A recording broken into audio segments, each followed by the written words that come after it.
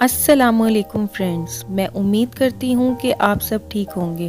آج کی اس ویڈیو میں ہم آپ کو بتائیں گے ماں اور بیٹے کی ایک بہت ہی خوبصورت کہانی۔ کہتے ہیں کہ ایک ماں بیٹے میں مناظرہ چل رہا تھا۔ ماں کا موقف تھا کہ اللہ کھلاتا ہے تو ہم کھاتے ہیں۔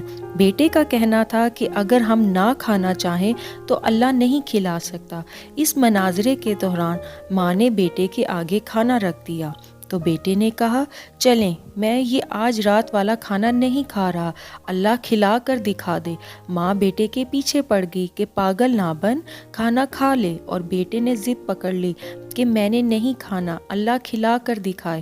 ماں بیٹے کو بھوکا کہاں دیکھ پاتی، اس نے اصرار شروع کیا تو بیٹا گھر سے نکل کر گاؤں کے قبرستان میں جا کے سو گیا۔ ماں نے ایک زبردست قسم کا خوشبودار حلوہ بنایا اور جا کر بیٹے سے کچھ فاصلے پر ایک قبر پر اس خیال سے رکھائی کہ رات کو بھوک سے جاگ گیا تو کوئی دیکھنے والا نہ ہوگا اور یہ کھا لے گا۔ رات کے آخری پہر قبرستان میں ڈاکو آ گئے جو اس گاؤں کو لوٹنے کے غرض سے پہنچے تھے۔ وہ قبرستان میں رک کر سردار سے آخری ہدایات لے رہے تھے کہ حلوے کی مہک نے سردار کو متوجہ کر لیا۔ قبرستان کی تلاشی لی گئی تو حلوہ اور وہ لڑکا دونوں برآمد ہوئے۔ سردار نے حلوہ کھانا چاہا تو سانبا نے کہا، سردار مجھے لگتا ہے اس حلوے میں زہر ملا کر رکھا گیا تھا، کھا کر مر جائیں، اور یہ لڑکا جاسوسی کے لیے موجود تھا کہ ہمارے انجام کی خبر جا کر گاؤں والوں کو دے سکے۔ سردار نے سانبا کی عقل مندی کی داد دی اور لڑکے سے کہا، چل بچے حلوہ کھا۔ لڑکا تو ضد کیے بیٹھا تھا کہ آج رات کچھ نہیں کھائے گا۔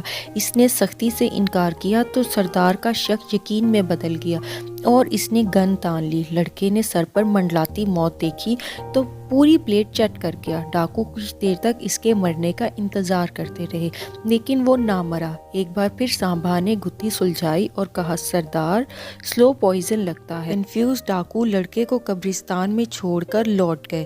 فجر کی اذان کے ساتھ لڑکا خالی پلیٹ ہاتھ میں لیے منہ لٹکائے گھر میں داخل ہوا تو ماں نے پوچھا، بیٹا کیا ہوا؟ ماں لمبا قصہ ہے، مجھے نیند آ رہی ہے، بس خلاصہ یہ ہے کہ ہم نہ بھی کھانا چاہیں تو اللہ کھلا دیتا ہے۔